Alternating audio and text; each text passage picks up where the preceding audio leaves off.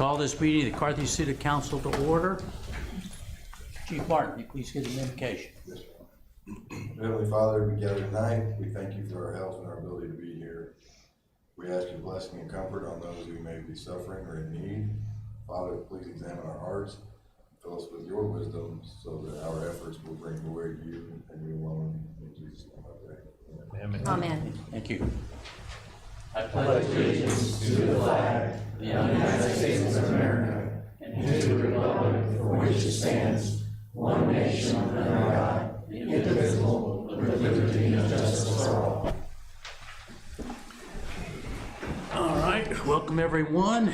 Amanda, if you please call, or Miranda, please call the roll. Topete, Present. Harrison, Present. West, Here. Thorne, Perkins, Here. Snow, Here. Kane, Here. Wells, Here. Ready. All right, thank you. I know you've had an opportunity to take a look at the minutes. I would entertain a consideration to approve those minutes. I'll make a motion we approve those minutes as written. Second. I have a motion, a second, to approve the minutes of May 26th. Any conversation, any suggestions, any comment? All in favor? Aye. All opposed? All right, minutes are approved. All right, we'll now move on to public comments. Anyone wishing to address the council, please step to the podium, state your name and address, and limit your comments to 5 minutes. My name is Jackie Booyer. I live at 1184 South Main Street, and I'm the president of the Kellogg Lake Board. And I want to tell you that we did finally survive the weather. June the 6th, Kids Fishing Day happened. I think it was a good turnout considering what our forecast had been for the last 10 days. It seemed like 10 weeks, so watching the weather. But it was a great turnout, and it was a great day for Carthage kids. 25 years, we hope we can do it at least another 25 years. But I wanted to thank the council, the mayor, and all the department heads for all the things they did for us to make this a safe outing. And there are so many organizations and companies in this town who support Kids Fishing Day, not just financially, but with volunteers. And the volunteers are the most precious thing we get from this community. So wanted to thank everyone, and I especially wanted to make note of the park looked beautiful. It was just wonderful the way the park system has been improved, considering all the water that we've had. But thank you. I hope you will be as generous next year, because it's going to happen again. Thank you. Jackie, how many kids did you end up having? You remember? Did you get a number? We don't do an official count, but I think maybe 450 to 550, somewhere in there. We certainly served a lot of hot dogs, and anything that was left over was shared between the Crisis Center and the YMCA youth food program. So nothing went to waste. We had a lot of in-kind donations, and I think it was well supported. Right. So, Any council have any questions for Jackie? What was the biggest fish they caught, Jackie? I don't know. You know, they don't come by and tell us, but one of our members did get a picture of a little girl. She looked like she was about this tall, and she had a fish that looked like it was about that long. So I don't know if that was the largest one, but I think that Osage Fisheries, who supplies our fish, when we placed our order several months ago, they were very appreciative of the fact that we were getting ahead of the game and doing it early. And they supplied all of our catfish and the bluegill, but they said they also put into that load some extra large catfish that were the 2.5 to 3 or 4 pound fish. So I hope whoever caught them, they could feed a whole family from one of those. So, but anyway, they were very generous with us this year. Any other Jackie, questions? We want to thank you for all your hard work and your committee putting that together every year. You know, in the hindsight, It wasn't that difficult, but getting it done was scary. Thank y'all. Thank you. Anyone else wishing to address the council? Please state your name and address and limit yourself to 5 minutes. Hi, my name is Mitzi Welch. I'm sure you all know me. I have a lot of things I could say today, but I've learned a lot in this process, honestly, and I've grown a lot, and I'm thankful for that growth. And you, sir, Mr. Perkins, you're really the first one to come up and talk to me and hear my voice, like interact with me, really. And I appreciate that. That's good representation. That's all I or anyone needed, was our voices heard with what was happening. I never asked for this war. I was targeted. I didn't ask for it, but we all have someone to protect, and we all see the value of that now. Okay, I've seen it too. And I'm choosing the citizens in this 100%, but we need to know the value still of what we choose and what we choose not to do in our action, just as I could not keep silent. When we are in matters of government, every citizen, their rights deserve to be respected, not mocked. They deserve to be listened to when they complain, especially when they're insistent as I am. Come on, I'm a pain in the ass. I know this. But I don't try to hurt nobody. I really don't. And people are getting hurt, and it needs to stop. I come here in peace to make peace. I haven't made any decision on what I'm gonna do, but I'm here yet again, despite everything I've been through and confirmed, trying because of the citizens. So you need to make your choice in communicating with me too, because silence is not the answer. Stonewalling is not the answer. Good policy is good policy. That's what I have to say. Thank you. Anyone else? Step up, state your name and address, and limit yourself to 5 minutes. Darren Collier, 528 East Centennial. I'm here this evening speaking on behalf of Carthage Water and Electric. Two things. First of all, Council Bill 2639, the first reading of the rate increase for 26-27. I'm not going to go too far down that road because I believe most of you were here the evening that we presented the budget, and we can go 2 hours again if you want to, but let's just keep this thing under 5 minutes, okay? The gist of it is we're looking a little over 1% on the increase, about a 3%, $3 for the average customer bill. You know, we do everything possible to keep those rates low, but at the same time, we need to continually improve our system so that we don't get into a situation like some of our neighbors where we have a dilapidated system that we can't afford to fix up. So we are cognizant of that. And then keeping in mind, looking at about repayment to the city, or transfer to the city rather, not repayment, transfer to the city of about 1.5 million next year is projected. Second reason I'm up here, a few weeks ago in a meeting between some board members, our utility manager, Mayor Flanagan, City Manager Cox, we agreed that a representative of Carthage Water and Electric would try to get here about once a quarter to sort of give you some updates on what is going on at the utility. This is some of the activities since in the year 2025, 2026. Substation number 2, which is the Odell Station, South Main, replaced the original transformer and circuit breakers that were installed in 1979. So we got about 46 years out of that. Sub 3, which is north of Central, sort of there by the railroad tracks, replacement of the original circuit reclosers from 1994. The new feeder, which goes from the main substation around to Hazel and Airport, which, you know, hopefully if the Schreiber project gets going, that'll feed that. 61 utility poles were replaced last year. Those things can range from $1,000 to $5,000 a piece, depending on where they are in the system. New street lights were then installed along Airport Drive from the roundabout down to Hazel. Those were some of the activities in electricity. Wastewater, 12.5 miles of 8-inch sewer mains were relined. Whenever you see one of those trucks backed up to a manhole and steam's pouring out of it, they're relining those sewer lines. 12.5 miles were relined last year. So that's a lot of stuff flowing downhill.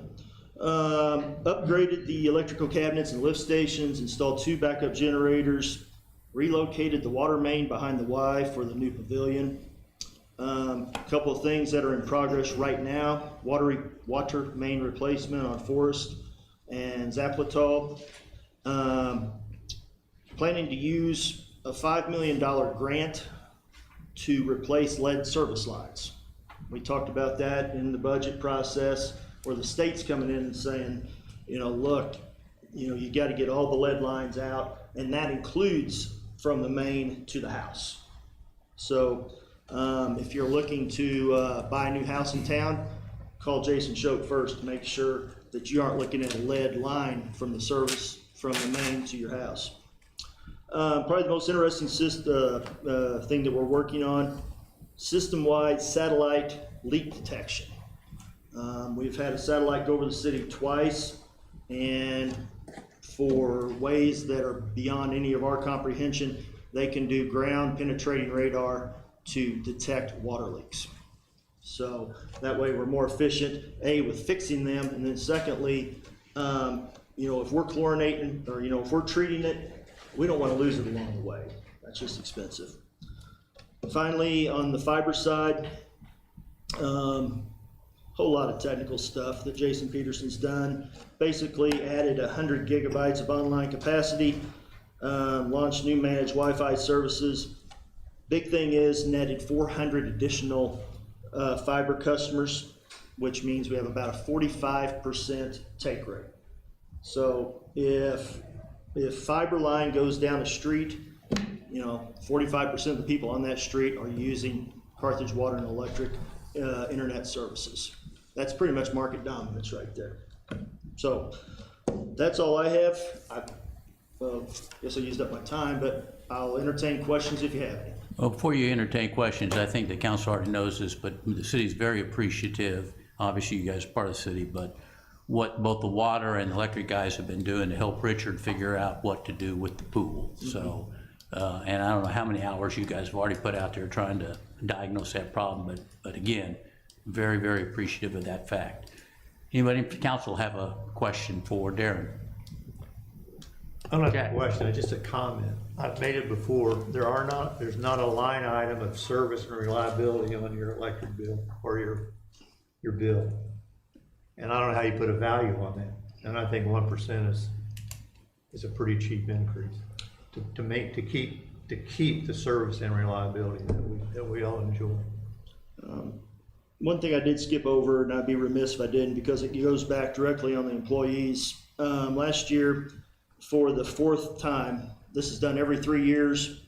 This was the 4th time that the utility has qualified for it, earned the platinum rating, which is the highest level for reliable public power provider. That's from the American Public Power Association. And Jack, to your point, that is an award that is based upon safety, reliability, workforce development, and infrastructure. So I appreciate you bringing that up. I neglected to say that, and the employees work hard for that. And then finally, the Carthage Cares program, which is customer assistance for reliable essential services, which will be managed by the Jasper County Economic Authority. That is, if people need help with their electric bills, that is a pool of dollars that is being collected for that. People want to round up their dollar amount on their electric bill, that would go to the CARES program to help people who are having trouble meeting their electric bills. So, that's all I got. Any other questions? Just a Yeah, second. Robin. Quick one, if I can, hey there. Oh, sorry. Someone Robin. wants to ask one. Go ahead, Robin. Sorry. I just wondered on the lead replacement pipes, you were talking about the $5 million grant, and it goes to the house. So will you guys go and check that for every homeowner? Do you know what that's going to look like? So that's a great question. Okay, then I will defer to you, So Josiah. they actually have on our GIS map, every single residence that has a known lead water service line is labeled and marked. So they have a count citywide an approximate count, but it's close. So they know that answer. So if you do, so you can call Steve up and they can probably give you some information and share with you, but they have a good idea who does see this on. It's computerized. Cassandra told me my house has a lead line. I asked, is my house, yeah, 1920 or something. It goes way, way back as far as the data. Good question. Yes. Any other questions? Jack or Ron? Ron? I want to add on to what Jack was saying. The word reliability that you said there. The citizens of Carthage should be very happy with Carthage Water and Electric. Not only are you holding the costs down, increase, but very reliable service. My electricity goes out, it's back on within 15 or within an hour of call. And the citizens of Carthage are very lucky with Carthage Water and Electric power here. I appreciate that, and I'll pass it along. Unfortunate things happen. I mean, when snakes black out a city, that's things you don't dream up. People hit poles, stuff happens. But the guys and gals are on it quickly. So appreciate that. Any other questions for Darren? Thank you very much. All right, thank you. Anyone else wishing to address the council tonight? Okay, seeing none, we'll move on. We have no presentation tonight, obviously, and reports of standing committees. We'll start with Budget, Ways and Means. Alan. Thank you, Your Honor. Budget Ways and Means Committee met again last night here in council chambers. On the agenda tonight, you'll see first item that we discussed was Resolution 2124. That's an adjustment to the current year's operating budget. That resolution is something that the state requires that we do a resolution. You're also going to see that on Council Bill 2642, which is the budget adjustment for the golf fund for the replacement, that replacement of the ash trees. Then Council Bill 2642 has some additional items in it from the Public Safety Fund. Mostly things that we've already approved through the council, the exercise equipment for the police department, the rifles for the police department. I don't recall, there may be one other item on there, but those items are all on Council Bill 2642. Then also tonight on the agenda on Council Bill 2640 will be first reading of our 26-27 budget. And I just want to thank all the committee, Tracy, Miranda, yourself, all the department heads on the extreme amount of work that has gone into getting this budget here. Our charter requires that we have this budget passed by July 1st in order for our fiscal year to begin on July 1st. So we'll be seeing that tonight on first reading. Other than that, staff reports, we heard from Michael Keith on the IT department, what they've had going on. And then City Administrator Cox did give us an update on sales tax. General sales tax is down about 1% year to date, and our use tax is up year to date. And I don't recall what that percentage is, but she can possibly mention that in her report after a while. Our next meeting will be the July meeting, which will take place on July 13th at 5:30 here in council chambers. That's all, Your Honor. Okay, thank you. Insurance audit and claims. Yes, Your Honor. We met this afternoon in chambers here. We approved our previous minutes, and we forwarded the claims to the full council, which will be read later on by Miranda. We also discussed, or we had a 2-160 that had been tabled, and we brought it back up this evening, and we again tabled that until July the 14th due to some things that you have put in play, and we'll see how that goes. And then Robin will chair that on the July the 14th because I will be gone to Pennsylvania. We had no citizen participation.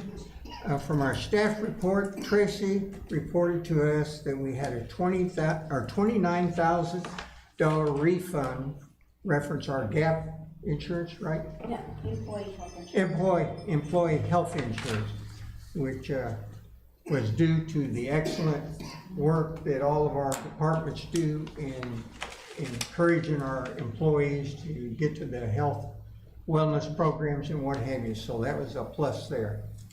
And our next meeting will be on the 23rd of this month, Your Honor. Okay, thank you.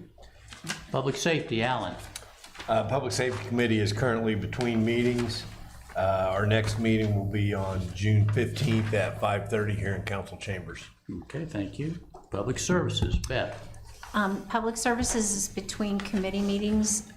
We will be meeting again on June 16th, Tuesday here in council chambers. And when things go well, I get calls. When they don't, I get calls as well. This week, it's been mostly things are positive. So kudos to the team.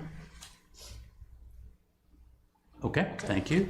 Public Works, Juan. Thank you, Your Honor. Public Works met on June 2nd here in council chambers.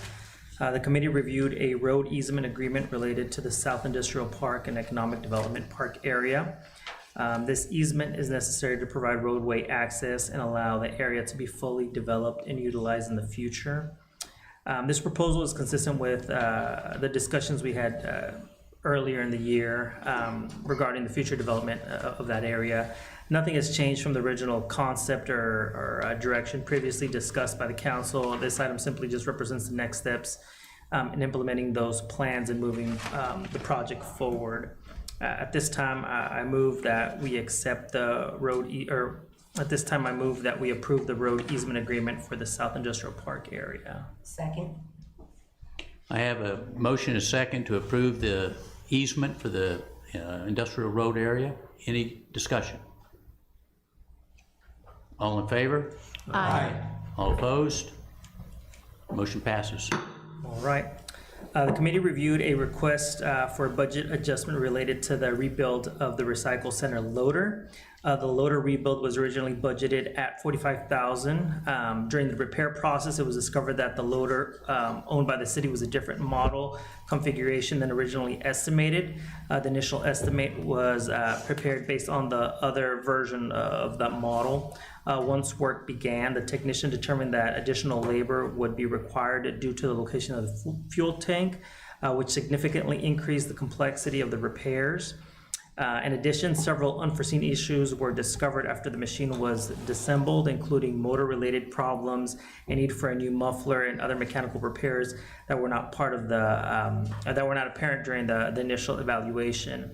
The final repair cost totaled $56,106.79. CAT has already written off approximately $7,000 in labor costs, and Josiah was going to continue to discuss to see if there's any other areas where they can knock a little bit off, since it was significantly more than the original estimate that we had gotten.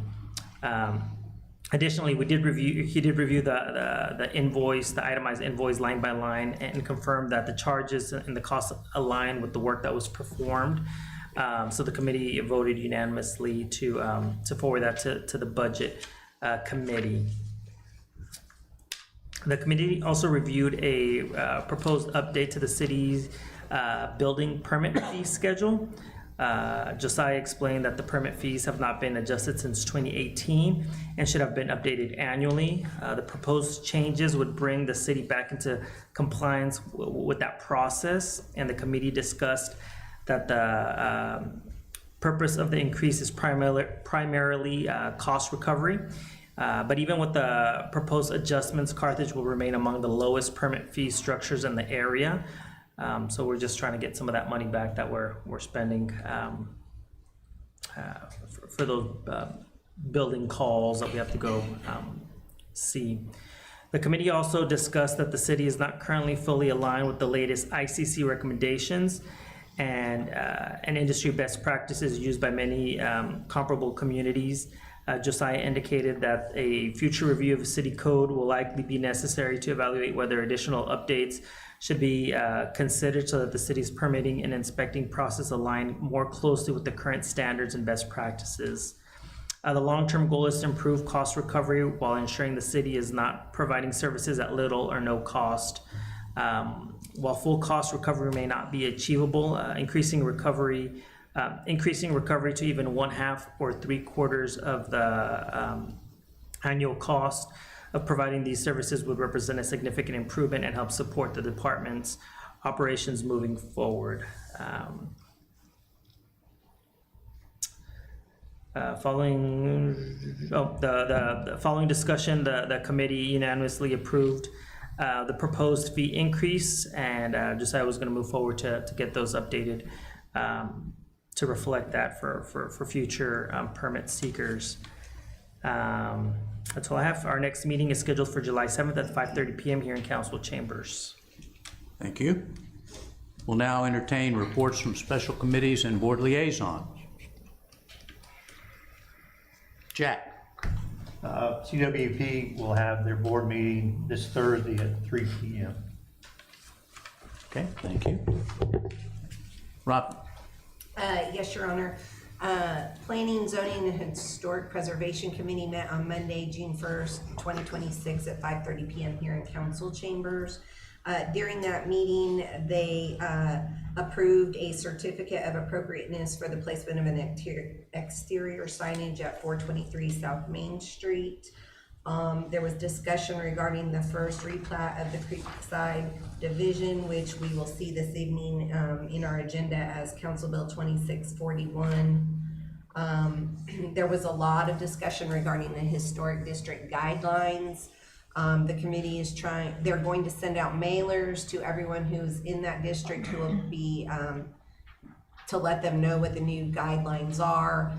They also discussed whether major versus minor work, whether it should come directly to the committee, whether some of it can be handled through Josiah's department, and then what they decided finally to do was to take a look at the matrix that they use to decide that and see if that needs some reworking before they make a final decision. Then also there was some discussion, as Juan said, we talked about it in our meeting as well, regarding the fees and the fee structure, and then of course it went to Public Works the next evening, and then there was also some discussion regarding a new development south of town in the Peachtree development area.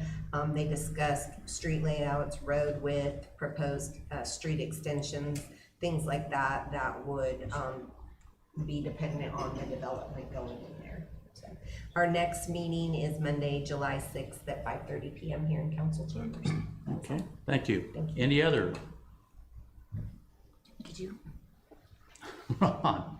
Yes, very seldom do I have something to report from the commissioners meeting, because I mean, it usually lasts about maybe 5 minutes at the most, but today's was very interesting. We had one lady reporting reference to the data center that they're trying to put in place over in Joplin. Concerned about property value. Sir Coxey. Oh, Sir Coxey? Yeah, Sir Coxey. Okay. Well, she talked about Joplin. Anyway, she's concerned about what it's going to do to their property value and everything, and some of the hazards from having a data center next to you. And last of all, we usually have about just the commissioners, courthouse, city employees there. The room, and we have a courtroom upstairs that we go to, was completely packed. Beth was there, of course the mayor was there also, and those people were concerned about the commissioners trying to shut down part of the parking or the inner part of the city square, and you got a lot of potential, or not potential, individual business owners around the square that are really up in arms, and I believe the mayor's going to speak on that he was the one person that got up and spoke in reference to the city businesses this morning. And last, all of you should have got a deal from Josiah Reference Code Enforcement. That is moving along. He gave a really good in-depth report from both his side and the police department side and what they're doing to help clean up our city and get things back to where they should be, I guess, 10 years ago or what have you, because they were for a while without even one of their code enforcement employees. So if you haven't read it, you need to read it to see what's actually happening and what they're all doing and trying to get the things, the grass, the buildings and what have you, in compliance with our codes. And that's all, Your Honor. Okay, thank you. Beth? I'll try not to repeat anything that's been said already, but I represent the council with the Downtown Business Merchants Association, and they, I was really proud to be observing the cooperation and collaboration that the businesses have started to have, and I think it's happened over the years and it probably cycles in and out, but there's been a concerted effort to do that on the part of the businesses, and they're gaining a lot of momentum. Obviously, this project being unannounced and no communication has temporarily, I would say, not only concerned people who put their lives on the line, their life savings, their businesses, and their opportunities to do things are going to be severely limited if they're not able to find a way through this. And I think they will bounce back. It's a group of optimistic people, but this is tough. It's the third year in a row where they've had the gas issues one summer, the sidewalks last summer, and now this with an unannounced plan that was just really sprung up on them on Friday. And really the commissioners could have chosen another path. They could have been cooperative, they could have communicated, but instead of discussing this project, they chose to show no respect to or for our small businesses, and also for our beautiful square that gets photographed by so many tourists. Instead, they chose not to do that, and hopefully there will be an opportunity to change that over the course of this, but it's deeply disappointing to see that happening. But I believe that this group will continue to go forward and try to make lemonade out of a sour lemon.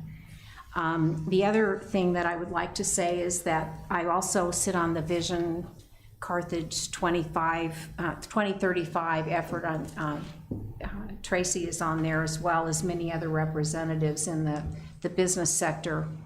And tomorrow evening here in council chambers, they will be 5 to 7:30. They will be sponsoring, or the committee will, a tax credit seminar for businesses and individuals who are interested in projects like that with historic preservation as an emphasis underlying that financial instrument and tool. So we're hopefully that is one effort that we can take forward to benefit not only individuals who invest, but also our residents, and bring to light really to shine a light on the beautiful community that we do have. I also sit on Vision Carthage board, and they are knee-deep in dirt sometimes and weeds, but are actively recruiting now online for volunteer opportunities. It's much easier to see when those things are occurring, and you can make a little bit better decision if you've got some extra time to go do some weeding. The evening soiree and also the Carthage in Bloom Awards for Gardens will happen on Saturday evening, June 27th, and I think we've got all the permitting and things lined up for that as well. And we'll have a number of artists, many new artists that maybe have not been showing their work here in Carthage. So I think it'll be a real nice evening in Central Park. So that's what I have.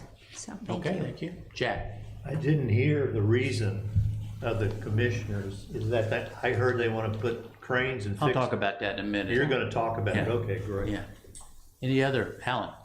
So a special committee that the mayor formed met yesterday, myself, Ms. Cox, Michael Miller, our HR director, and Councilwoman Harrison were there to discuss. Ron mentioned Council Bill 2-160. Yes. To discuss that among some other things, some of our hiring processes that we currently have for city administrator, city clerk, all the department heads, kind of review those and look at how we want to go forward. Most likely the changes that we make on this committee are not going to have any effect on the current department heads, but as we go forward and hire new members or new department heads in the future, some of the changes that we make may affect that. So we just want to make the process a little more consistent, because over the years it's been very inconsistent, and so we're looking at that. I've also asked Councilmember and Mayor Pro Tem Topete to participate on that committee, and I spoke with Mr. Gold. Once we kind of get some things that we want to clarify, we'll invite him to that committee also. But for now, it's just a smaller group talking about, yesterday we talked about what information do we want to look at our next meeting to kind of move that committee forward. That's all, Your Honor. Okay, thank you. Any other special liaison or boards? Okay, we'll move on to the reports of the mayor. As highlighted, the budget work continues. I was able to attend the McCune Brooks Hospital Trust Board meeting as well. You'll see a resolution in your pack, excuse me, your packet tonight for reception of a grant. We did have a planning and zoning historic preservation. As Robin mentioned, those are continuing well, and they've got a lot of work to do. And of course, those final historic guidelines will come to the council for eventual approval. So you'll get a chance to see them again if your constituents are asking about it. The tree board has been active. For those of you that are not familiar, in 1976, we had a dedication of centennial trees around the city in commemoration of the country's bicentennial. And what they're doing, what the tree board has done, is identified about, I think, 4 trees that we are replanting in the various parks around the area: Kellogg, Griggs, Central Park, and Municipal Park. And we're going to rededicate those this year on the 4th of July to kind of replace those that have been lost over the years. So look forward to that. And if you're out on the 4th of July, that'll be something for you to attend. And the tree board and Richard has been instrumental in getting that done. We attended last week. It was myself, Ray West, Beth, Tracy was there, as was Mark Geyer, who, as most of you know, heads our Carthage Economic Development Commission. We attended a MoDOT stakeholder session in Joplin at the library. And what they wanted to discuss, they had two items that they really wanted to discuss. The first one was they wanted to discuss and obtain our opinion on a proposed Joplin West bypass, which would essentially be a bypass departing I-44 about downstream Casito, in other words, exit 1, and head north past the west side of Joplin and come back in somewhere near or north of Carl Junction. So we really didn't discuss that much because our group felt that we had little impact or concerns with regard to that, and really not a lot to offer. But the other thing they wanted to talk about was potentially redesignating the current Business 71, 171 track, which as we know, basically comes in and runs along the east side of Joplin and Webb City, and then comes down and links up with us down here at Central Avenue at that stoplight. And they were talking about the possibility of redesignating that as an interstate. And for those of you that are MoDOT conversant, to redesignate it as an interstate, they'd have to accommodate a high-speed interchange and all that sort of thing, which essentially would mean we'd have to get rid of the stoplight at Central, probably take some land and try to build something up into that area itself. So I would say as a group, we were less than enthusiastic about doing that. There is no money set aside for it right now at Missouri, and they're just looking for input on it. And I would say that from our perspective, we were less than inclined to support that because we feel that I-49 running straight through Carthage down to I-44 is a more efficient route to go do that. And of course, we were not interested in entertaining either the disruption of our current wastewater facility nor further disruption of our historic battlefield. The Battle of Carthage, of course, runs from baseline south all the way into the city. So, but we were there and responded to those questions. Last week we had the chamber banquet. For those of you that attended, I know you had a good time. I would call out two things. One, ADM was declared as our industry of the year, and they've been doing great things and continue to contribute to the community. And probably more importantly, Joe Ryder, who many of you know is one of our local Edward Jones advisors, was named Citizen of the Year. So if you happen to know Joe, or you know him well enough to send a note of congratulations, I encourage you to do so. Earlier this week, Tracy and I met with Jeff Meredith of the CEDC and Josh Anderson to begin discussing the covenants that we want to have in place when we start populating our industrial park with new inhabitants out there. And we're obviously looking to see what we might want to have in place, and it's running the gamut from what kind of appearance do we want the industrial park to have, what kind of amenities and those types of things. So we're continuing to work that moving forward jointly. And Josh Anderson, those of you that don't know, of course, he heads our planning and zoning committee, or commission, so he's the one that's helping work with some of those things. Last weekend, as already pointed out, was very full between the Boots Court block party, which started Friday evening and went from 17:30 to 20:30, all the way through Kids Fishing Day, which went from about 07 in the morning till noon, and without rain too, as Jackie pointed out, was very busy. Stampede, of course, took place last weekend, and I think most people know. Unfortunately, Sunday interrupted the second day, if you will, of the reenactment of the Battle of Carthage, but the first day did go, and they got wet, but it was pretty amazing, all things considered. So we had a very good and busy weekend, and as I told the folks at the chamber dinner Thursday night, if you were in Carthage this weekend and you couldn't figure out what to do, then you really hadn't paid much attention to all the different things we've got going on across the city.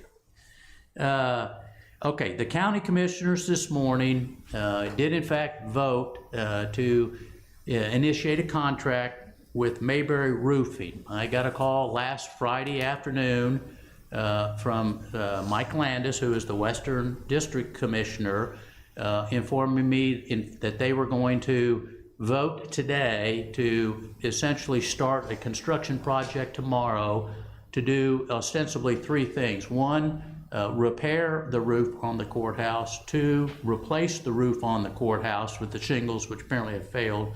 And three, to hopefully restore or repair the star that is up there.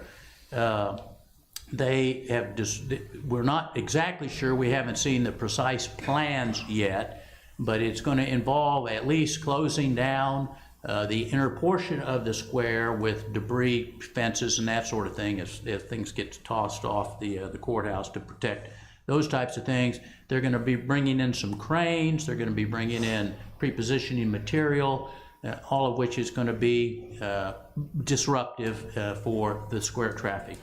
As Beth has already alluded to, we did point out to them that their timing could not have been much worse, given the 100th anniversary of Route 66, the 250th anniversary of the country, and, oh, by the way, the two most attractive summer vacation months on any given year in Carthage. So the disruption of the square, the clear disruption of what is the second most photographed site in Missouri with tarping and scaffolding and that sort of thing is very unfortunate, and there was a failure to communicate, if you will, that resulted in everyone being caught by surprise. Now, as already alluded to, we will work with them going forward as much as we can to try to mitigate the impact. We certainly want to get it over with as soon as we can, and we will do what we can to help facilitate. But we're going to ask everyone's patience and indulgence going forward And I tell you, the city was not informed, just I had not been informed, no one, we did not see this coming. So apologize for the inconvenience, but we will get through it moving forward. So have some love for the businesses on the square. Go buy a cup of coffee or a bar of soap or something else and tell them you love them, and we'll continue to work through it. And finally, council, you will see tonight, I'm very pleased to be able to nominate Mariella Tellis to join your ranks. You'll see her this evening. Well, she's already here, of course, but you'll get a chance to do that. I know you've seen her resume, and ask you to welcome her and ask for your support as we do that. And finally, I would say that we have had David Armstrong, who was a former member of your body, had to resign from our Civil War Museum Board. So I'll be working a replacement for him. He's taking a promotion and additional responsibilities. So we thank him for his service yet again and wish him the best of luck. And that concludes my report this evening. So we'll now move on to reports of the council members. And Juan, we will start with you. All right, I'm gonna keep it short. I did get a chance to attend Day at the Park a couple of weeks ago. It was very well attended until the monsoon hit and everyone got rained out. But they had a lot of neat things for the community out there.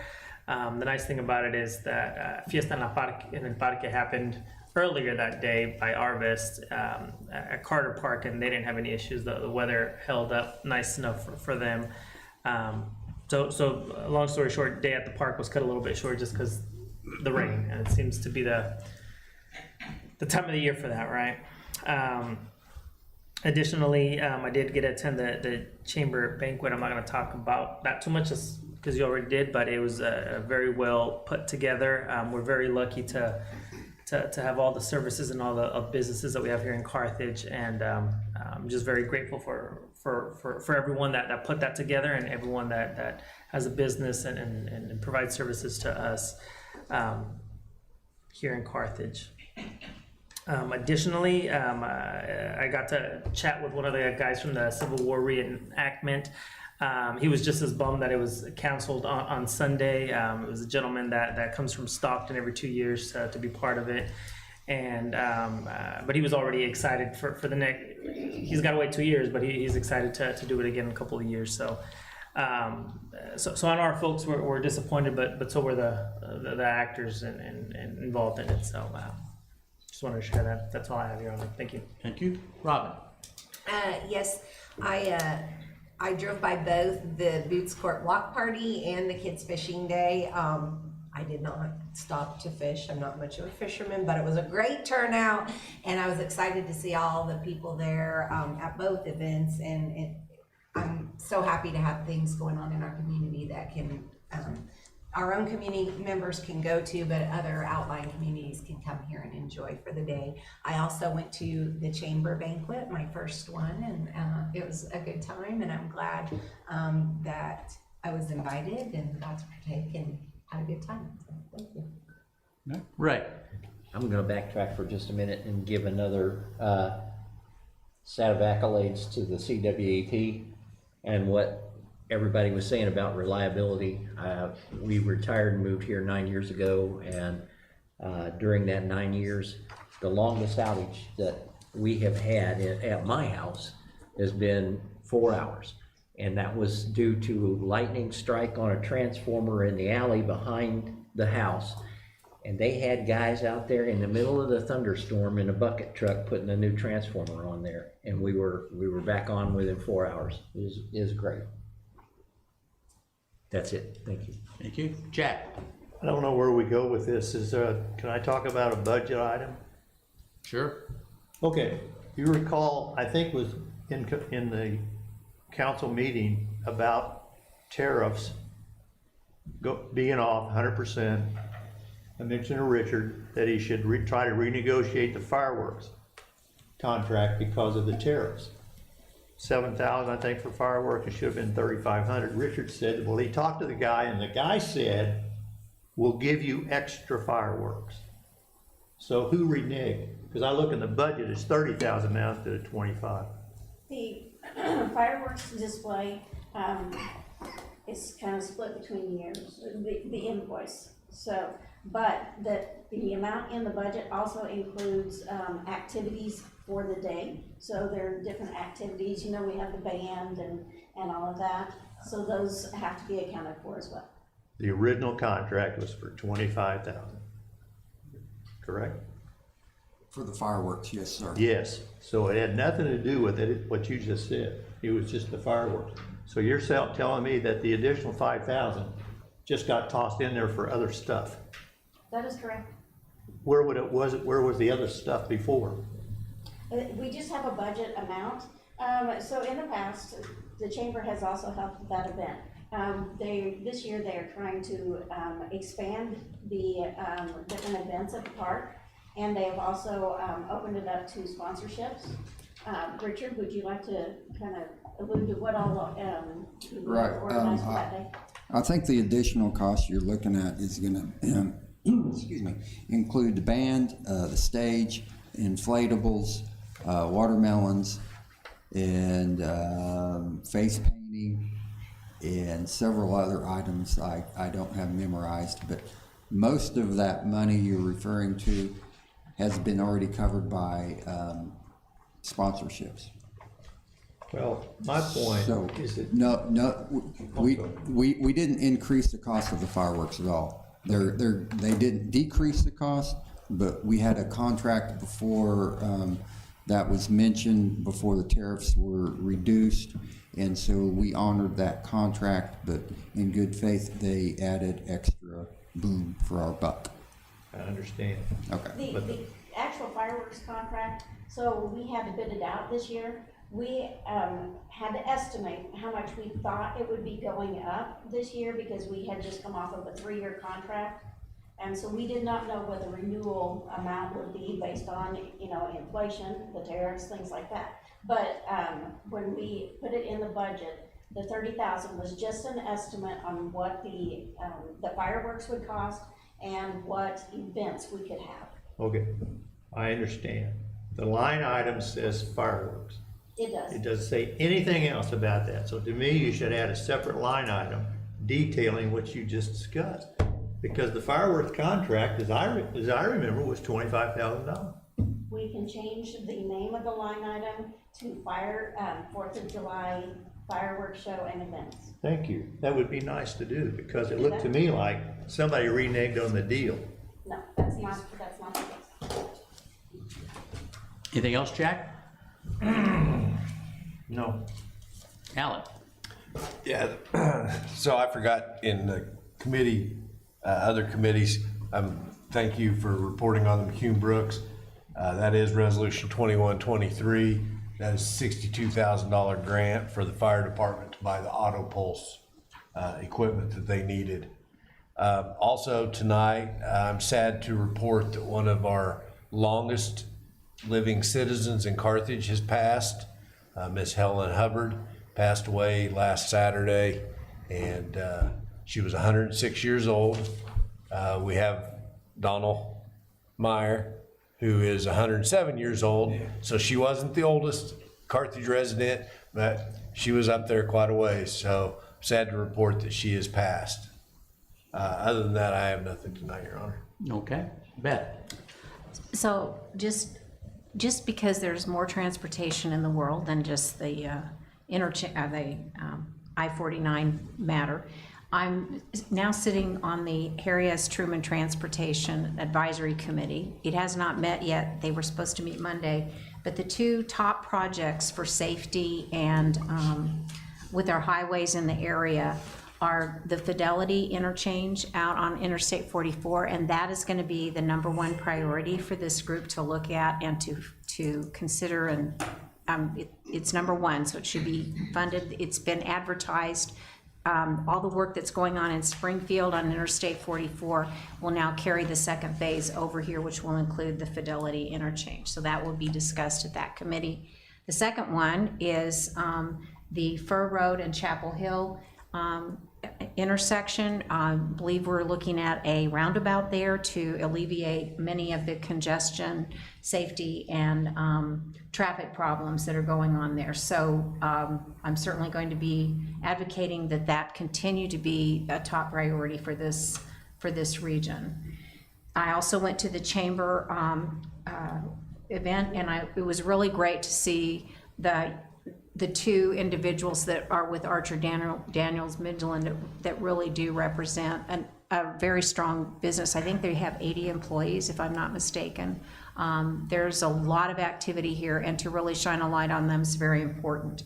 I too went to the Boots party. It was really great to see people interacting from the community with people who are visiting here, and their new green space is wonderful because it's got the right acoustics, it's relaxing, and it's very well done.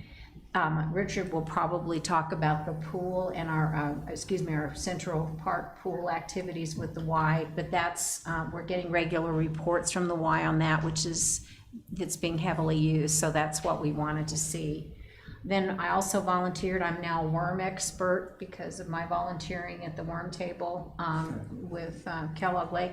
But what was really gratifying to see is all the families with kids. I mean, I know it's Kids Fishing Day, but to see them interact as families and stay there. And I mean, getting kids to stay anywhere 4 hours with their parents is probably no small thing. But I just think that gives to me a really good feeling about seeing that and seeing kids that were really happy and they weren't looking at their phones.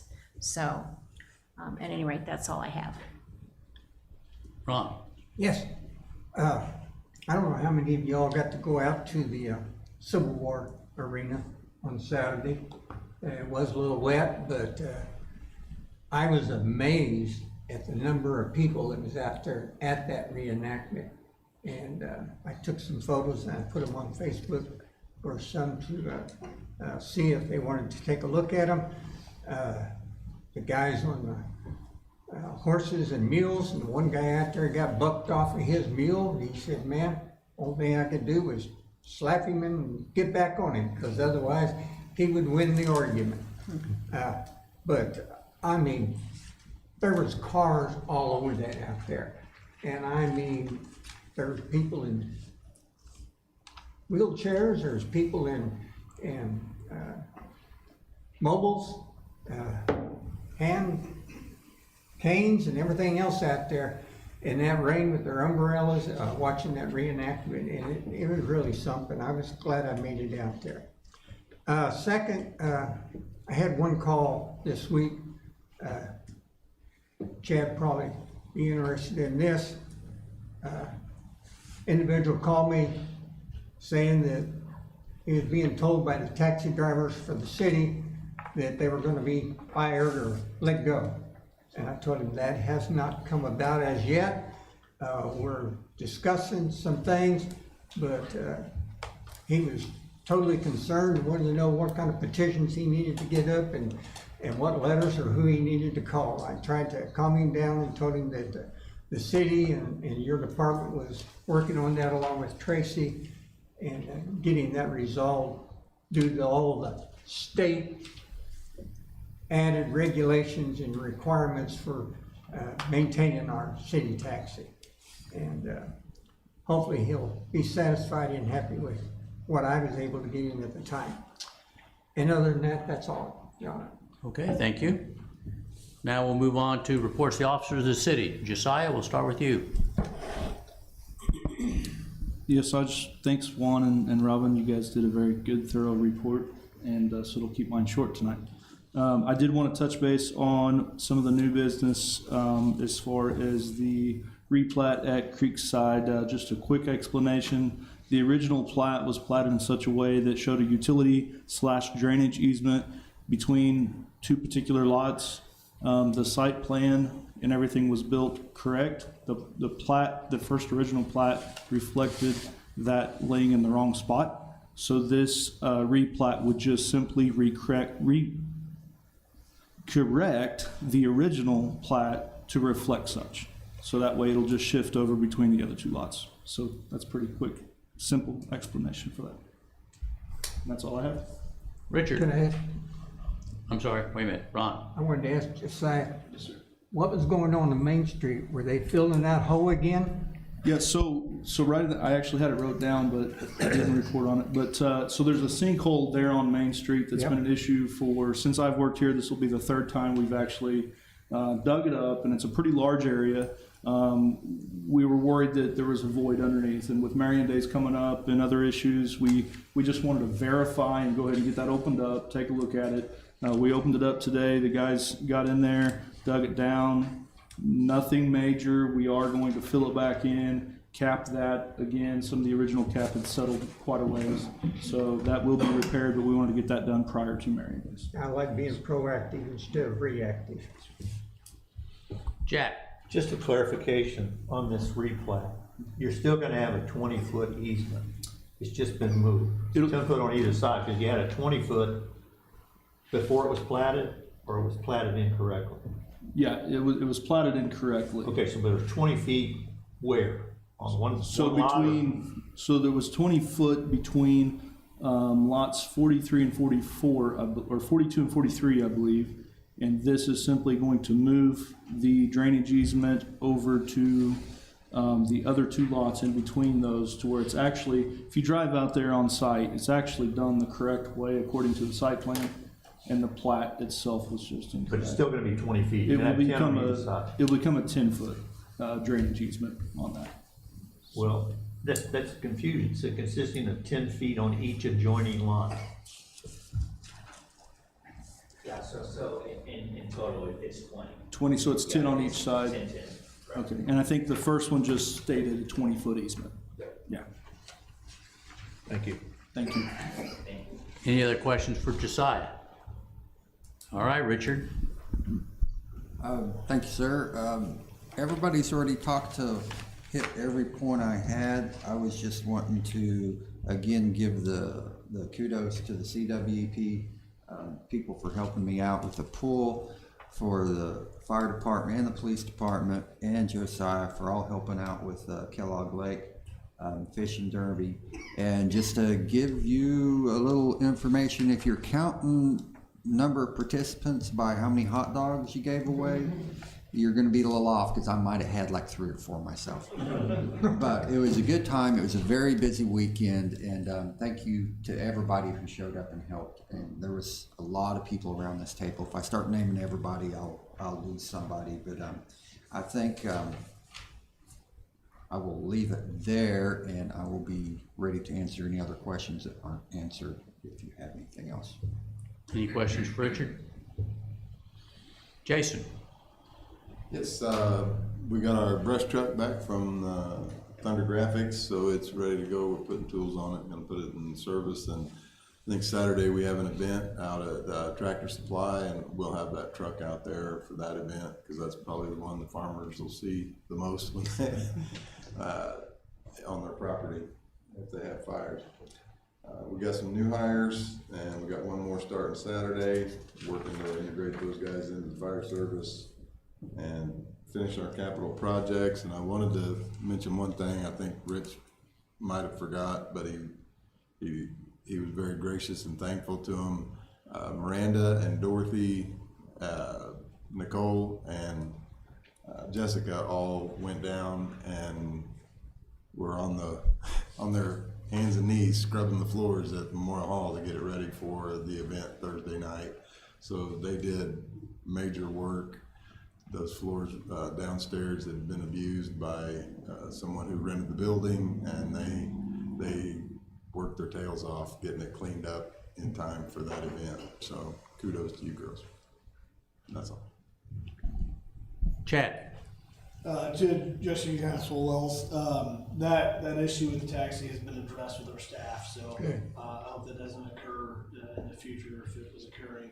Other than that, sir, I don't have any. Okay. Tracy? As Jason Martin mentioned, it just shows that we are a team. All of our city employees work together and they help each other, and as Dorothy said, if one person looks good, it helps all of us look good. And so the staff from City Hall did go over and help at Memorial Hall and to get the place looking nice and spiffy for the chamber event. Also, tonight was the last meeting for Brian Schmidt and Gary Cole as board members of the Carthage Public Library. And I just want to thank them for their years of service with the library. Julie said it felt like she was losing a brother and a father. So they've been very instrumental in the growth of the library. Also, the YMCA. So we do have the numbers for usage at the YMCA. We want to thank the YMCA for partnering with us and allowing citizens to use their facilities since the municipal pool has closed down. And so because of that, Central Park Pool, they've had 914 swimmers in 13 opening days, which is an average of 79 swimmers per day. And the individuals using the YMCA facility on the Thursday or on Friday and Saturday, they had a swim meet on one day, so the indoor pool has only been open 3 days for community use, and there were 222 swimmers that utilized the facility on those 3 days. So again, I thank them for partnering with us and allowing us to use the facility for the citizens to give them something to do, since we did have to close down the municipal pool. Also, council members, you will be getting an email tomorrow. The summer dinner with the fathers will be July 16th at 6 p.m. So mark that on your calendar, and Miranda will send out an email, and hopefully you can attend that event, because that is an event that they do specifically for city council members and staff to show their appreciation for all that we do for them for Marion Days. And that's all I have. Okay, thank you. Okay. John? Nothing tonight, Your Honor. Just I'm assuming that we'll discuss at some point, do we have to hire a janitor? Is that what we need to do at Memorial Hall? We're working on. Okay, all right. I just thought I didn't think they were gonna be the team speed clean forever, so, No. okay. Well, she hopes not. John, anything? She hires out. All right, we'll move on to the report of claims. The Committee on Claims filed a report in the amount of $2,344,012.99. Make a motion that we approve the claims as read. Second. I have a motion second to approve the claims. Any discussion? All in favor? Aye. All opposed? Claims are approved. We have no public hearings for this evening, so we will move on to old business. First council bill, please, Miranda. The second reading of Council Bill 2638, an ordinance authorizing the mayor to enter into an agreement with Union Pacific Railroad Company for the plan review of the Oak Street Bridge in the amount of $25,000 in the city of Carthage, Missouri. Any discussion? Cast your votes.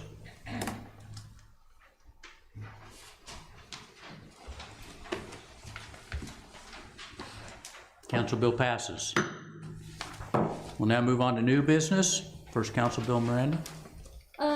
You guys should have a copy on your desk. There was a typo in the one in the packet. It had July of 2025 in the body of it. These rates that are being proposed tonight will go into effect July 1st of 2026. So the first reading of Council Bill 2639, an ordinance authorizing utility rate changes for electric, water, and wastewater services as requested by the Carthage Water and Electric Plant Board. Any discussion? All right, next council bill. The first reading of Council Bill 2640, an ordinance adopting the annual operating and capital budget of the city of Carthage for fiscal year 2026-2027. Any discussion? Tracy? I just want to go over some of the highlights for the budget for the next fiscal year. The proposed general fund budget for the upcoming fiscal year does reflect the city's continued commitment to maintaining core municipal services. while addressing increased operational demands and workforce challenges. The budget has been developed with careful consideration of current revenue trends. However, it does reflect deficit spending as projected expenditures exceed anticipated revenues for the next fiscal year. City staff is working to, we recognize the importance of long-term fiscal sustainability, and we're working to address the structural imbalance within the general fund. Efforts are underway to implement and expand cost recovery measures across various services. As was discussed earlier, Public Works has already begun implementing changes for cost recovery. And another area that we are looking at will be the fire district. So also we are going to be changing some policies that don't follow standards and have proven to be very costly. So those will be reviewed as well. We are working to make sure that the reliance on the general fund subsidies and moving forward, we have a sustainable financial model. Revenues in the proposed budget remain flat with the exception of the grant revenue. Grant revenues do fluctuate yearly based on projects. We had quite a substantial amount in the grant revenue thanks to the McCune Brooks Hospital Trust Fund with the projects for the parks. And a lot of that, most all of that has actually been spent. I think we've got about $600,000-700,000 left from McCune Brooks that we are allocating in the next fiscal year. As far as general fund expenditures, they're kind of categorized. The personnel and compensation costs remain a primary driver within the general fund, and they represent a significant portion of the overall expenditures. I think our personnel costs, including salaries and benefits, amount to roughly 70% of the general fund budget. And the proposed budget does include a 2.7% cost of living adjustment that would go into effect July 1 for all employees that qualify for that, not qualify. Our salary scale is adjusted by that inflationary rate. It's intended to help offset the inflationary pressures and maintain competitiveness in the labor market. In addition to the COLA, the budget includes a longevity alignment adjustment for salaries for full-time employees that will go into effect on January 1st. Currently, approximately 80% of all city full-time employees are positioned on step 1 of their respective pay grades, resulting in compression at the lower end of the pay structure. And while this adjustment does not place the employees on steps that correspond to their years of service in the position, it does help alleviate some of the compression that is on step 1. And we will work to create a more balanced distribution within the pay scale. The operating supplies, operating expenses section in the general fund, there are no net increases in the general operating expenses. The general fund. Unfortunately, department heads have had to hold the expenses in check for several years now, so it's becoming very difficult to maintain those levels. But the only increases that were allowed in the operating supply section would be we put in an increase for the utilities. And also we had a 20% increase for the property liability insurance costs. The claims that we have undergone have taken a tremendous toll on our cost for insurance. We are, as I explained earlier, we're looking at options for gap coverage, things like that. One of the notable increases in the general fund expenditures is attributed to the staffing for station number 2 at the fire department. We've been trying to increase personnel to make sure that we are at staffing levels that are follow the standards, and so we have increased personnel and associated costs with that.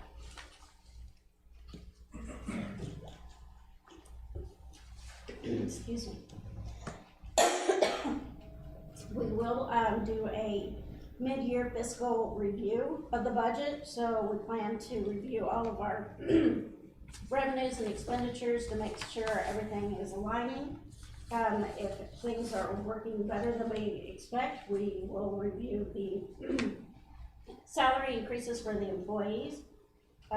We may consider modifying other expenditures or delaying projects if necessary.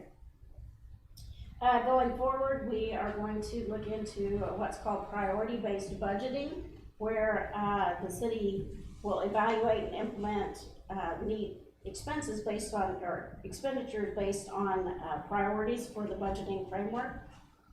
It allocates resources based on how well programs and services align with the city's core priorities and community needs. Services are evaluated and ranked using defined criteria, and funding decisions are guided by those priorities. So the way we look at it now, we look at it needs by department, but when you do priority-based budgeting, it's like everything is thrown into one pot and you pull out what's most important first and fund those first. And then you have to, when you get down to the bottom, it's very challenging. So that is a future approach that we will be looking at. If there's any questions, feel free to contact Miranda or myself. And you can also go to the city website to view the proposed budget as well. Yes, sir. I have a question. At what point does personal bias override the benefit to the most of the citizens in the city from the committee? Tough question to answer, but I think it happened. And you know where I'm going with this. I really don't. Yes, you do. So, anybody can answer that? If you're gonna go to priority based, who sets the priority? The council will. We will. We didn't have anything to do with this budget. You have the opportunity to attend the budget meetings and be included in the discussions. Yeah, but you still, the committee makes the decision. That doesn't mean you don't have input. Sure it does. How about last year? disagree. Want to talk about last year? No?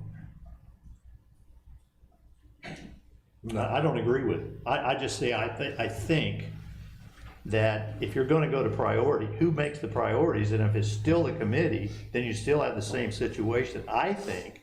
And it's a human nature. I'm not saying it's wrong, I'm just saying it's human nature. So if you look at the facility out there versus the facility out there, which one benefits the most citizens? And I don't know if you lose sight of that or not. I mean, that's my question. And if you can say, no, we don't lose sight of any of that, it's all our decisions are best for all the citizens of Carthage, well, I accept that, and I don't believe it. I agree with your statement, because it's hard, everyone is gonna have a different interpretation of the priorities. Something that is very near and dear to your heart may not be as high on their priority list as someone else. That's why it is very important for council members to understand the budget and come and have these discussions. But as far as, it's not going to be like this department and this department.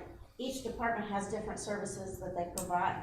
And so we have to look at the services within each department and determine, are they being funded properly? We may find areas that are more important that need more personnel. Well, if I attended the budget meetings, I would still be a bulldog about that playground that's not there. It is in the budget though. Perfect. I didn't see it. I don't know where it is, what line. It is in this year's budget. It's in- I know Richard said he put it in, but I didn't see it. It's on page 19. I can tell you that. So shut up, Jack. There's it's a line item, it's a playground at Fair Acres and at Municipal Park. It is combined. Yeah. Jack, I told you we listened to you. It's Yeah. the last page under the general tab. Okay. I withdraw whatever I said. Did you find it? Yeah, he showed it to me. Okay. Make sure. I expect you to have that memorized by the next meeting. Beth, you had a question? I was wondering if just to explain, because if I were at home listening, the fire district, just, is that, what jurisdiction is that? Because until I got on the board, on the council, I didn't really pay attention to that, and I think just a brief explanation. So the fire district is property tax to help fund expenses for the fire department to respond to emergencies or fires outside of the city limits. And when we looked at our costs based on the number of calls inside the city limits and outside the city limits, approximately 1/3 of the expenses can be related to calls outside the city limits. That amounts to approximately $1.2 million, where the fire district is, the property tax that we receive from the fire district amounts to approximately $450,000 to $500,000. So there's a gap of $700,000 to cover the calls outside of the city limits. So what that means is that the citizens of the city of Carthage are funding those calls outside of the city limits. Thank you. Because I think that's really important. Not that I want things to happen tragically outside the city limits, but just to realize that we are offering that. And again, that cost recovery principle is extremely important. And I think the committee is going to be addressing that, and the mayor has taken that as a project, I understand. That is correct. So, thank you. So just to clarify, Beth, the fire district is their own political subdivision. They set the property taxes, and the citizens in the fire district are the ones who vote on increasing or not increasing. They're the ones that control that assessment to their property taxes. The city, we don't have any control over it. We have an agreement that goes back to 1978. 81. Yeah. That we've been operating in that fire district since that time. Across the state of Missouri, in every county, there is no, you're either in a fire department area, which if you live inside the city limits, that would be the Carthage Fire Department, or you're within a fire district. Now, the Carthage Fire District, is my understanding, Jason may correct me if I'm wrong, but it's the largest fire district in Jasper County. And that's because of our central location, and some of the fire departments that are out there don't have the capability to really respond. So for the fire district, there is a 3-person board that is elected by those people that live outside the city of Carthage limits, but inside their fire district limits. And they select a 3-person board, and that board sets the levy rates for a tax assessment that is subsequently passed to the city. And we have a contractual arrangement with the Carthage Fire District to provide emergency services and fire support. So there's a contractual arrangement, and that's what we're doing.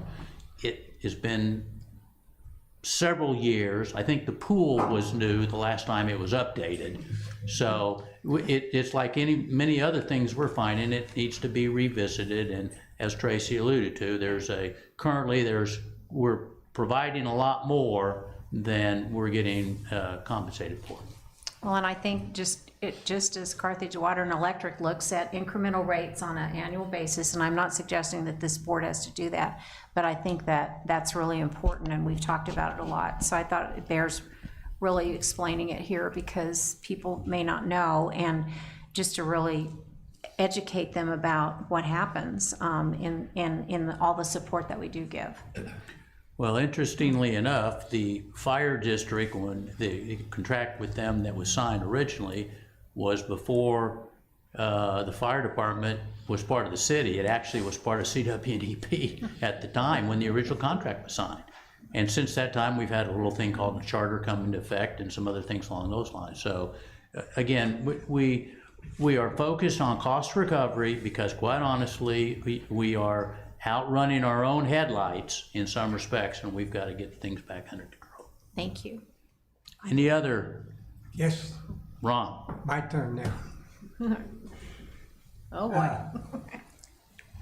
I got concerns when we're going $383,000 in the deficit side of this budget. 70% of that, as Tracy has said, right now is salary. Next year it might be 72 or 73 or 74. Salary, employees, keeps going up. Our budget is based on guesswork, really. We're guessing on how much we're gonna spend, and we're guessing on how much we're gonna bring in. We might fall short on our revenue.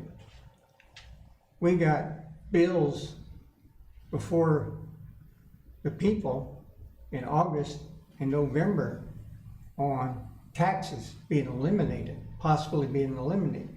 That's gonna affect our budget. Could affect it positive, could affect it negative. My concern was that 383,000 deficit for the budget. I talked to, and you gotta realize, except for Alan, everybody on that budget committee is brand new to that budget this year. And a lot of them just got elected in April. So they've had a lot to have to learn. And guess what?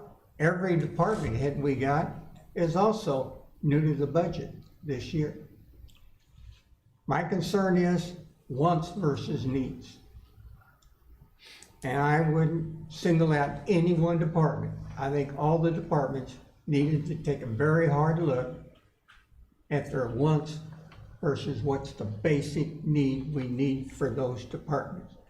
Is there anything we're spending that we could cut back on to get rid of that $383,000 budget?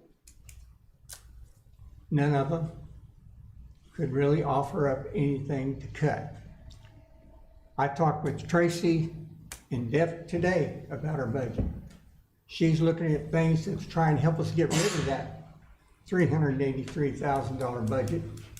But right now, the way it is, the budget we're presenting to the council is $383,000 that we're spending more than what we're anticipating to bring in. What if we don't bring in that much money? Might end up being 400,000. We might bring in more and it might be less. It's a gamble.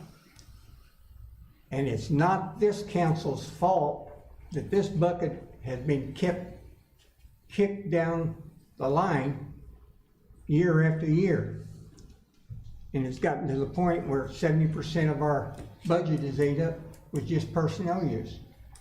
I also asked Miranda at our last budget meeting, I'd like to know what the percentage of other towns' budget is ate up by salary. And she's going to check that out and get it to us at our next budget meeting.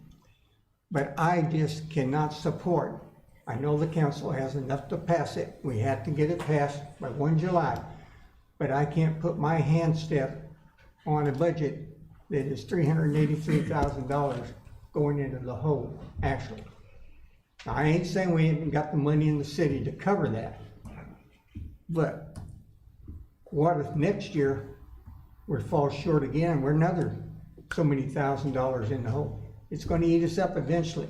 Eventually, if we're not careful, we ain't gonna have to worry about employees leaving. We're gonna have to worry about department heads having to make a decision on which employee they're gonna have to release, because we ain't gonna be able to support it. We ain't gonna have no capital left, because it's all gonna be ate up in salary, insurance, and those types of items. That's the reason I cannot support this budget as it is. And it's not any one department's problem, it's the city's department all around. And it's gonna be hard decisions down the road. It's gonna have to be made. That's all I'm going. Okay. Any other discussion on Council Bill? Do you think hard decisions haven't already been made? I'm saying that there's things that we spend in the city that maybe. Yeah, but you're focusing on salaries and do we have good people? I think we'd have good people. Yeah. So you have to retain people. So what would be your suggestion? How are you gonna get rid of the 383,000? That's why we are working on a revenue replacement, restructuring our fees, to help try and recover that to, like I said, the fire district is one of those. And also, because we are making everyone aware, we are having these hard discussions with the department heads and making sure that all the council members understand that we are in a deficit spending. So as we go forward, we have to keep that in mind when we do budget adjustments and things like that to make sure that we don't go farther in the hole. But when we do our estimates, as you know, Ron was talking about, you basically, you're very, you kind of underestimate revenues and make sure you're covering your expenses.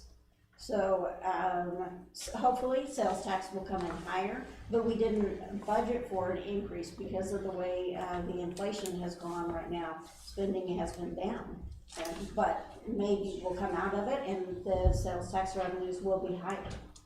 I mean, there are options that we are working on to cover. We're going to propose changing some policies that would save money as well. Yeah, well, life's full of ifs and buts.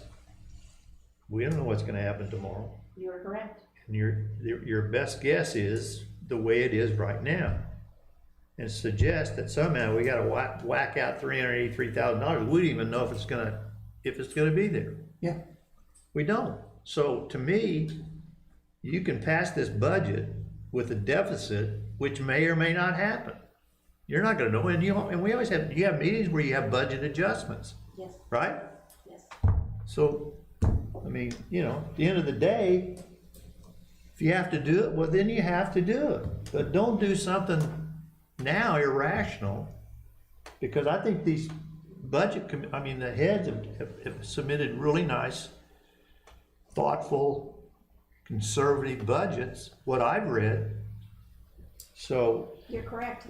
We've gone many years without increasing, the maintenance and repairs, and, parts have gone up since 2020.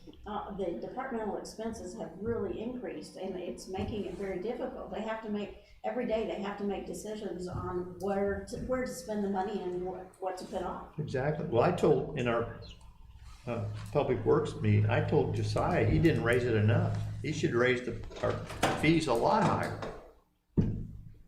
Yes. You know, there were $233,000 in the hole relative to cover what he said, all of his personnel, all their time and everything else. And so we just kind of ding the builders a little bit. My contention is the builders already bought a lot, right? Correct. So what if he has to pay $1,000 for a permit instead of $500? You think he's just gonna pass that along on the sale of the house? Yes.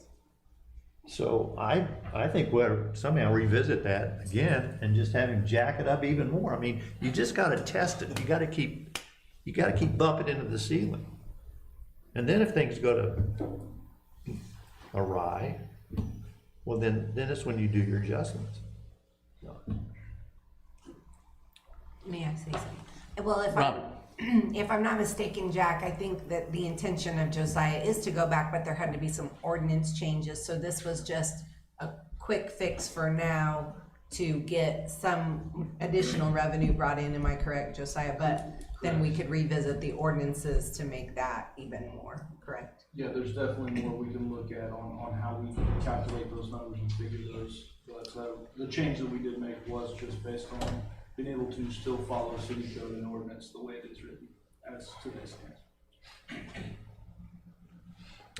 Any other comments on Council Bill 2640? All right, next Council Bill. This one you probably also have on your desk. We have it on there as being submitted by OWN Incorporated, which was the engineers involved. But it was submitted by Schuber Mitchell Homes, who own the lots. Is that right, Josiah? Yes, ma'am. Okay. And for the recorder's office, it needs to say Schuber Mitchell Homes, or we'll have to redo it like we did a couple months ago for someone else. But the first reading of Council Bill 2641, an ordinance accepting the first replat of Creekside subdivision lot, Creekside subdivision, lots 42, 43, and 44, as submitted by Schuber Mitchell Homes LLC, generally located at Chapel Road and Marble Avenue in the city of Carthage, Missouri. Any discussion? All right, next council bill.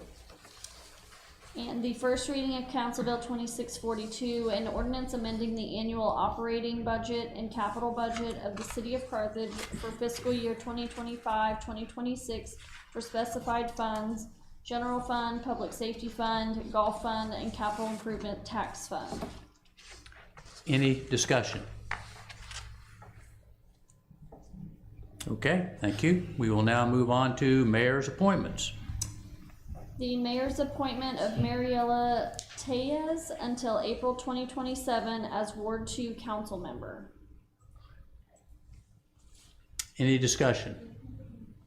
Juan? I just want to share that I've had the opportunity to work with Mariela for several years. I've known her for a while, and she's been a great leader at Schreiber. And I know she's going to bring that leadership to the city council as well. Alan? I move we accept the mayor's appointment of Mariela Tellez Second. to Ward 2. Okay, I have a motion, a second, to appoint Mariela Tellez to the council.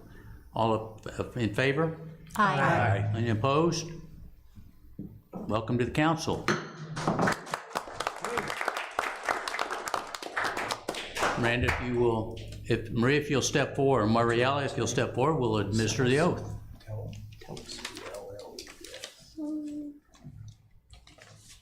If you just want to come up here, and then you'll raise your right hand, and I will just read this whole thing, and at the end, if you just want to say I do, that will work. So I, Mariela Tellez, solemnly swear that I possess all the qualifications prescribed by law, that I will support the Constitution of the United States and the state of Missouri, the provisions of the city charter and ordinances of the city of Carthage, and faithfully demean myself in office, and well and truly perform the duties of the office of council member within and for said city to the best of my skill and ability. Congratulations. Don't walk away from the mayor. Really not that bad of a group, despite the fact that right in front of y'all here. Conversation. She stayed. She is staying. This is your chair. Thank you. All right. Well, welcome and congratulations. Next, we'll move on to standing committee appointments. And the mayor is adding her to the Public Services Committee and the Public Safety Committee. I'll make a motion that we accept the appointments. Second. Okay, a motion second to amend the committee assignments based on Mariela's arrival. Any discussion? All in favor? Aye. Any opposed? Passes. All right, we'll now move on to resolutions. First resolution, please. Okay, Resolution 2123, a resolution approving the recommendation of the McCune Brooks Regional Hospital Trust for the distribution of funds in the amount of $62,000 from the restricted trust fund to the city of Carthage. Any discussion? Alan? I move we adopt resolution 2123. Second. I have a motion, a second, to adopt resolution 2123. Any other discussion? I think Siri seconded that one, right? I don't know, sorry about that. I had a question, or is Yeah. it question time? Okay, what are we gonna use the money for? This is for the auto pulse Okay, that all the right. fire department. I thought that was, but I just, Actually, the fiscal year for the trust is May 1st, and so this is actually the first grant that they are awarding for this year. They have opened up a new year of funding. They try to fund each year with the revenue that the fund generates, and so this is the first grant that they're issuing this year, or recommending this year. I had a constituent ask and I thought I would just make sure I. Any other discussion? All in favor? Aye. All opposed? Resolution is adopted. Next resolution. Resolution 2124, a resolution authorizing a supplemental budget adjustment to the golf fund capital outlay for ash tree removal and replacement at the golf course. Any discussion? Jack? Is this the remaining 13 that you didn't cut last year? I thought there were 26 total. No, this was the first 13. I thought they already cut some. It's already been done. We're not, this isn't the second phase, is it? I don't think so. No, we just paid everything. We paid everything and then we got the reimbursement from the state. This is just putting it in the budget. All the trees are gone? Well, we replaced. The No, trees that they were gonna remove have been removed, and then we have planted new trees. Okay. You didn't notice? No, I thought last Jack year you were never gonna hit cut the trees. 13 and then you were gonna cut 13 again the Well, following the year. plan, with the arborist is to cut another 13. But that will come to committee, to Public Services Committee, before it's decided whether to move forward with the additional 13 trees. You haven't voted on that, the next phase. I just voted on the first 13. Yes. So Jack, this is a budget adjustment because we got the grant revenue to adjust the revenue and to adjust the expenditures because it wasn't in the budget. Got it. Okay. It was already approved, the work's already been done, but it just wasn't, the revenue and the expense weren't offsetting for accounting purposes. Okay. Any other, Alan? I move that we adopt resolution 2124. Second. Okay, I have a motion second to adopt resolution 2124. Any other discussion? All in favor? Aye. All opposed? Resolution is adopted. Okay, we'll now move on to closing comments. My closing comments tonight, I appreciate the council's support in allowing Mariella to join your ranks. I think it'll be nice to have a full council yet again. I understand, and we are focused on the gist of what the conversation tonight with regard to budget.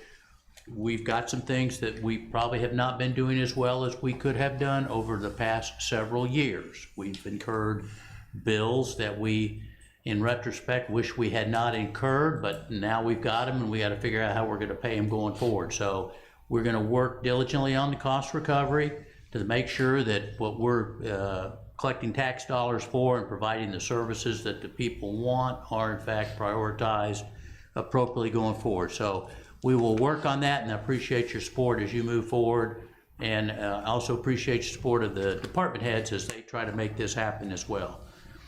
The other thing that I would say going forward, we will continue to work, and I would ask all of you to be receptive and supportive of our small businesses on the square because this is going to be a bit of a challenging period for them for the next probably 2 months. So appreciate your patience along those lines, and as you might imagine, Josiah is already very much attuned to the fact that they're already looking at the next sidewalk project as yet something else they're going to have to hurdle over. And we are well aware of that, and we'll continue to work on that because, as I think all of us fully appreciate, a lot of our lifeblood, particularly for the Carthage, is right around the square here, and a lot of what we offer is kind of centered here. So we've got to do some things to make sure we're taking care of that. Having said that, we'll move on, and Robin, you first. Welcome, Mariella. Glad to have you. And I just want to say regarding the businesses on the square that I hope we do as a community support them over the next couple of months because we have such a nice square and it's, got businesses that are active and, many towns that have squares, they don't have much going on their square. There's not a lot of activity. It's kind of a dead space anymore for towns. So I hope that we will come out and support them during this time. So that is all. Thank you. Ray. I've already told you welcome, but I welcome you again, and that's all I have. Thank you. Mariella. Thank you. I feel honored and grateful being the first, correct me if I'm wrong, Hispanic woman on the city council is meaningful because it represents progress and inclusion, right? I hope to inspire others while working hard to represent and serve the entire community. Thank you. Thank you. Jack? I want to close this with a little bit of humor and actually wonderment. The difference between an adult mind and a child's mind. I was at the golf course last week, and a young man had his little boy out there with a little plastic thing, and he was whacking the ball all over the green. And I know the guy, and so I asked the little boy, I said, "How old are you?" He says, "I'm 3. Held his hand up real loud. So, adult mind, I said, "When will you be 4? On my birthday." I expected like October 3rd or something like that. I thought that was so wonderful. Anything else, Jack? No, that's Alan? Welcome, Mariella. Thank you. It's great going to have a full council again. We look forward to you being involved and getting you indoctrinated. And to answer a question, Jack, about your priority, who's going to set the priorities?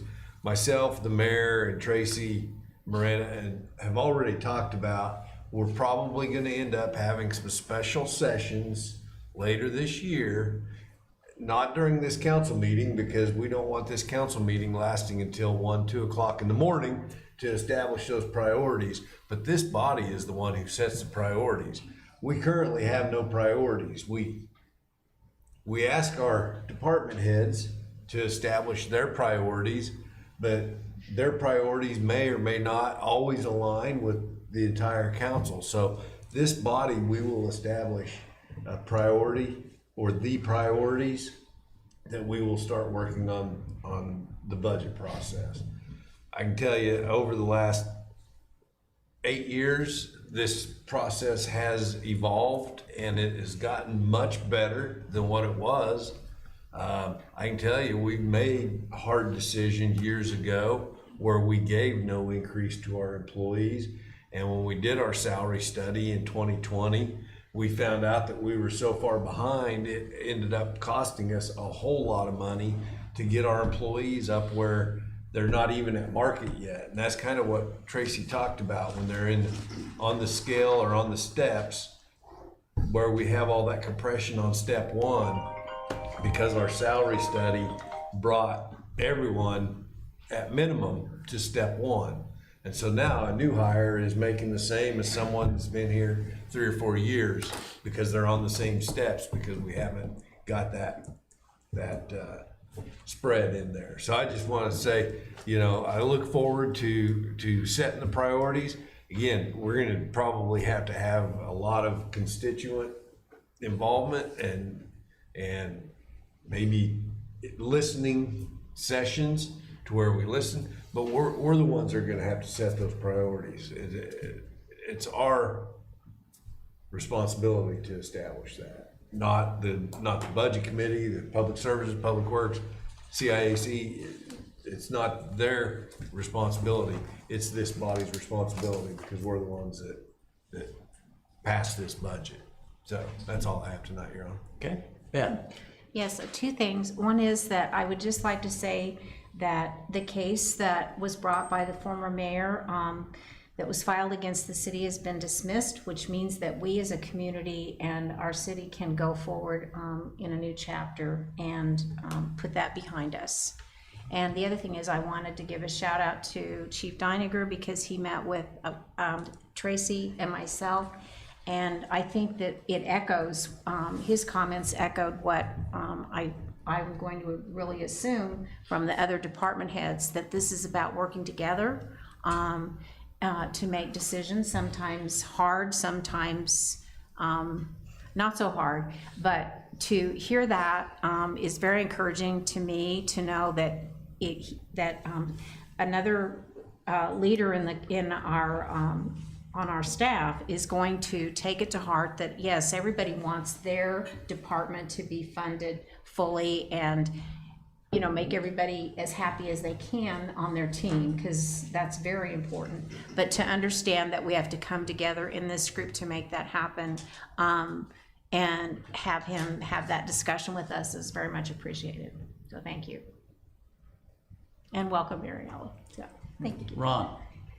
Welcome, Mary Ellen. Thank you. No, I've had enough tonight. Juan. Well, I'm gonna follow the trend. Welcome. I'm excited to work Thank with you again. And I know you'll do great. One last thought is that, you know, we don't always agree on everything, but I believe we have a really, really good council, and I appreciate every one of you guys that is serving and you that you'll be serving now. I think as a city, we're moving in the right direction. We have a lot of hard decisions, but we're doing it the right way. So thank you guys.